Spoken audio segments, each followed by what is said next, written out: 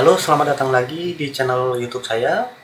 Dan saat ini saya akan bercerita mengenai saham juga. Banyak teman-teman yang bertanya kepada saya, saham apa yang bagus? Jadi itu adalah pertanyaan kebanyakan teman-teman pemuda yang baru mau mengenal saham.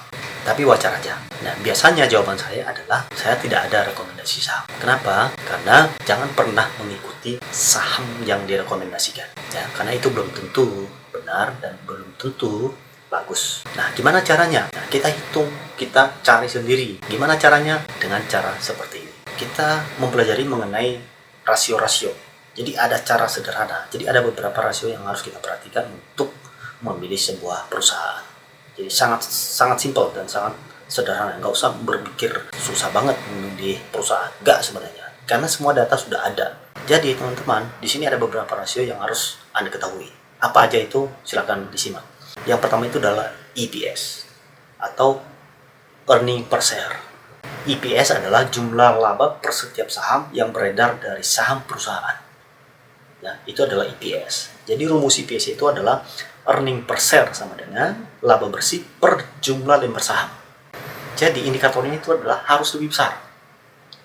Jadi artinya laba bersih. Laba itu adalah profit. Ya, laba. Jadi laba jika dibagi dengan jumlah saham yang beredar, maka itu harus lebih besar. Lebih besar dari mana? Nah, ini dia nih. Lebih besar dari mana? Sebelumnya saya akan menjelaskan ke teman-teman bahwa perusahaan atau emiten, ya, emiten perusahaan yang ada di Bursa Efek Indonesia itu ada beberapa sektor, ya, ada beberapa sektor. Contoh ya, sektor perbankan, ya kan, sektor properti, sektor developer atau termasuk properti lah itu ya, sektor telekomunikasi, sektor pertambangan dan lain-lain. Ada juga sektor industri ya, atau basic industry atau customer goods ya, itu. Oke, pada saat ini saya akan mencontohkan satu sektor ya. Nanti saya ambil sektor telekomunikasi. Ya, nanti teman-teman lihat berapa atau apa aja emiten yang ada di dalam satu sektor itu. Oke, kita lanjut. Tadi kan EPS adalah laba bersih per jumlah lembar saham. Tadi saya bilang bahwa harus lebih besar. Betul, harus lebih besar. Lebih besarnya itu dari mana? Nah, itu dia. Dalam sektor itu kita ambil beberapa. Jadi ada beberapa perusahaan, kita ambil deh itu. Kita ranking ya. Mana yang lebih besar EPS-nya di beberapa perusahaan dalam satu sektor.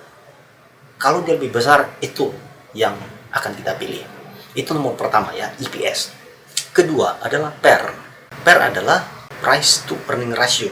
Adalah alat utama untuk menghitung harga saham suatu perusahaan dibandingkan dengan pendapatan perusahaan. Jadi PER adalah atau sama dengan market price per share, per earning per share. Oke ya, market price per share per earning per share. Ya, jadi artinya bahwa harga pasar ya dibagi pendapatan per saham. Ya. Harga pasar dibanding pendapatan per saham. Jadi dia itu harus lebih kecil. Jadi analoginya begini. Kalau contohnya kita beli saham cuma 10.000 ya, 10.000. Nah, kita beli saham 10.000. Nah, dari pendapatan per saham itu berapa kali modal kita baru kembali? Atau pertanyaan, atau saya balik deh, earning per share ini biasanya terdiri dalam satu tahun. Oke ya, dalam satu tahun. Contoh earning per share dalam satu tahun itu dari 10.000, earning per share-nya adalah 1.000 contohnya, ya kan, 1.000 ya. Padahal kita beli sahamnya per lembar itu 10.000. Nah, yang earning per share ini adalah pendapatan per saham itu 1.000 per tahun. Oke ya. Jadi artinya bahwa ketika ya kita beli saham satu lembar 10.000, maka kita baru balik modal ya. Kita baru balik modal 10 tahun ya, betul, 10 tahun dari pendapatan per lembar saham. Itu ya. Jadi 10 kali. Jadi 10 kali atau 10 tahun. Itu ya. Nah, oke, lanjut. Jadi PR itu harus lebih kecil. Ya, harus lebih kecil dia PR-nya. Kemudian lanjut. Rasio berikutnya adalah PBV atau price to book value. Ya, price to book value.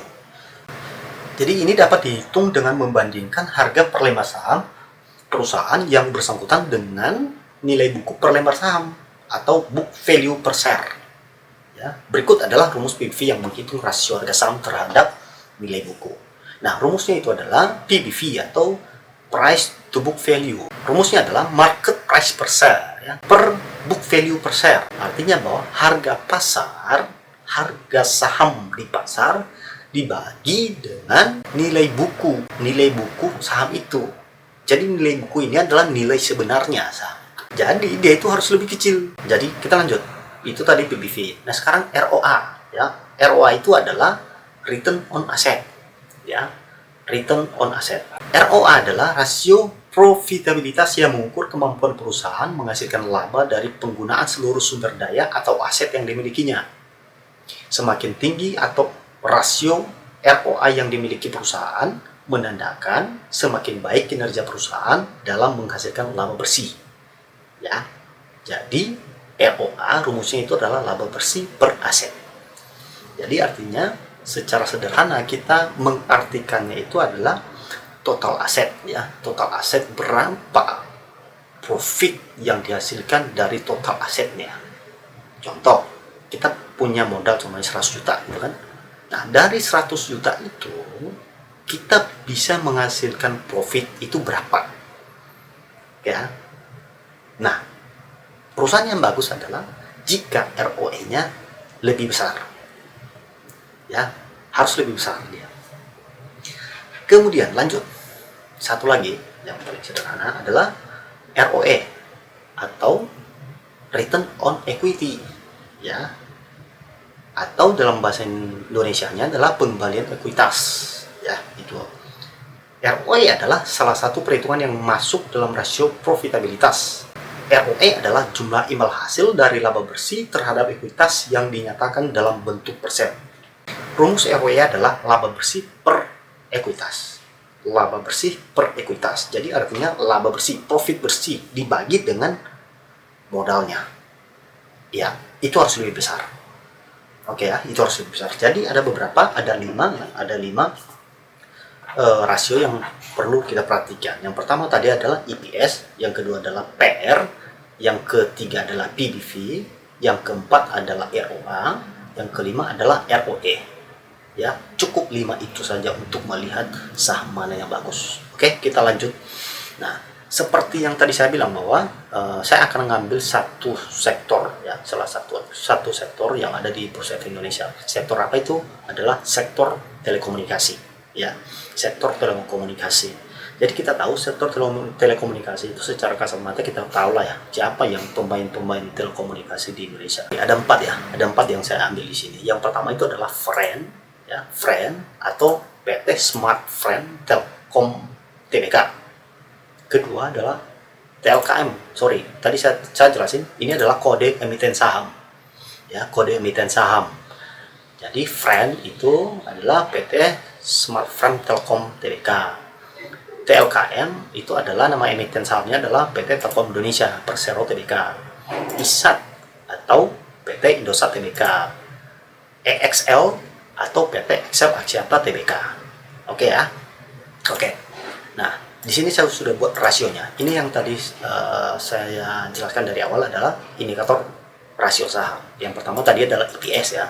Jadi EPS itu harus lebih besar. Kemudian PER harus lebih kecil. PBV-nya harus lebih kecil. ROA harus lebih besar. Oke ya. ROE harus lebih besar. Nah, teman-teman, ada beberapa perusahaan yang EPS-nya itu adalah negatif. Ya, ada beberapa perusahaan yang EPS-nya negatif. Di PER juga negatif, kemudian ROA-nya juga negatif, ROE-nya juga negatif. Nah, jadi artinya bahwa kalau contohnya di PER tadi kan Artinya pair itu kan harus lebih kecil. Jadi kalau negatif harusnya kan secara logika kan dia lebih kecil dong dari 1 contohnya ya. Berarti kalau dia negatif berarti harusnya lebih bagus dong. Enggak, sebenarnya enggak. Ya, sebenarnya enggak. Jadi kalau ada perusahaan yang pair negatif, itu perlu dihindari. Jadi Anda bisa perhatikan pair saham ya, tadi kan nanti ada beberapa yang pairnya negatif ya. Ada beberapa pairnya negatif, EPS-nya ada pairnya, ada juga yang ROA dan segala macam. Jadi artinya bahwa kalau Anda perhatikan pair saham Indosat, Friend ya, itu minus ya, di mana pair seharusnya minimal bernilai positif. Tapi faktanya ada juga beberapa saham-saham yang nilainya negatif. Kenapa pair nilainya bisa negatif? Apakah pair negatif berarti bahwa sahamnya murah? Ya kan? Apakah maknanya untuk saham dari perusahaan itu sendiri? Oke. Pair negatif itu bisa terjadi karena perusahaan mengalami rugi bersih. Ya.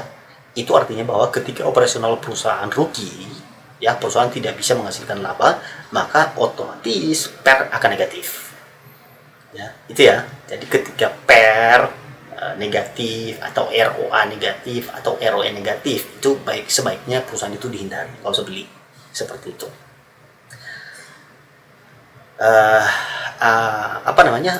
Itu artinya bahwa pair negatif sama sekali tidak mengindikasikan bahwa saham tersebut sedang dalam murah. Pair negatif artinya perusahaan tersebut memiliki fundamental yang kurang baik, karena perusahaan yang bagus dan bertumbuh adalah perusahaan-perusahaan yang bisa menghasilkan laba secara konsisten. Jadi kalau Anda atau kalau kita nanti menganalisa pair dalam kita ketemu saham-saham pairnya negatif ya, maka sebaiknya kita hindari. Jadi terutama untuk kita yang menggunakan analisa pair ya. Jadi untuk melihat saham under value, dan sebaiknya kita hindari perusahaan-perusahaan yang ROA-nya negatif, yang pokoknya yang negatif lah, itulah. Kemudian kita lanjut ya. Sekarang tadi seperti yang saya bilang bahwa ini adalah beberapa indikator saham, rasio indikator saham ya. Nah, kemudian ini adalah emiten sektor telekomunikasi. Jadi ada ini contoh, saya ambil 4 ya, kita buat rankingnya. Nanti kita buat ranking. Ini ada data yang saya ambil dari Indo Premier ya. Kalau teman-teman mau lihat rasionya itu gampang sekali ya, semua datanya sudah tersedia. Contoh ya, di aplikasi Windows ya, di aplikasi Windowsnya iPod. Contohnya di sini saya sudah download. Nah, jadi aplikasinya itu akan berbentuk seperti ini ya. Jadi kalau teman-teman perhatikan, ini adalah BRI, ini adalah BMRI atau Mandiri ya, seperti ini ada Telkom. Nah, teman-teman bisa lihat di sini nih, NR ya. Nah, di sini ada yang penjelasan fundamental ya, fundamental. Di sini ada fundamental, dan kemudian di bawah ini teman-teman bisa lihat di sini ada EPS, ada PER, ada PBV, ada ROA, ada ROE. Ya, ada ROA dan ROE. Nah, ini datanya yang diambil. Jadi kalau teman-teman perhatikan di sini ada tahun 2014, 15 sampai tahun 2020 ya.